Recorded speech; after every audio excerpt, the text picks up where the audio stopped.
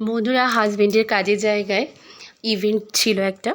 তো সেই ইভেন্ট থেকে একটা বিরিয়ানি দিয়েছিল। এই হোয়াইট কালারের বিরিয়ানিটা ছিল সেখানকার, আর একটা বিরিয়ানি হাজবেন্ড দোকান থেকে নিয়ে এসেছিলো। তো দুটো বিরিয়ানির আজকে একটু রিভিউ দেব। তো দেখো, একটা ঢেলে নিয়েছি বিরিয়ানি দুটো। এটা ছিল কিন্তু দোকানের বিরিয়ানিটা, যেটা দেখতে পাচ্ছ। তো দুটো বিরিয়ানি আজকে ভালো করে প্লেটে ঢেলে নিলাম। আর এরপরে কিন্তু সেই ইভেন্টের বিরিয়ানিটাও একটু ঢেলে নিচ্ছি। তো দেখো, এটা ছিল সেই ইভেন্টের বিরিয়ানিটা। তো দুটো বিরিয়ানি দেখতে পাচ্ছ। এই যে ইভেন্টের বিরিয়ানিটার আলুটা কিন্তু বেশ বড় সাইজের একটা আলু দিয়েছিল, আর তার সঙ্গে এটা ছিল চিকেনের পিসটা। তো চিকেনের পিসটা মোটামুটি ঠিকই ছিল, মিডিয়ামই ছিল। আর দেখো, এরপরে ছিল দোকানের যে বিরিয়ানিটা। দোকানের বিরিয়ানিটার কিন্তু আলুটা কিন্তু খারাপ দেয়নি, আর চিকেন ছিল একটু বড় সাইজে। তো দেখতেই পাচ্ছ, চিকেনটা বেশ ভালোই বড় সাইজের, আর আলুটাও মোটামুটি ভালোই ছিল।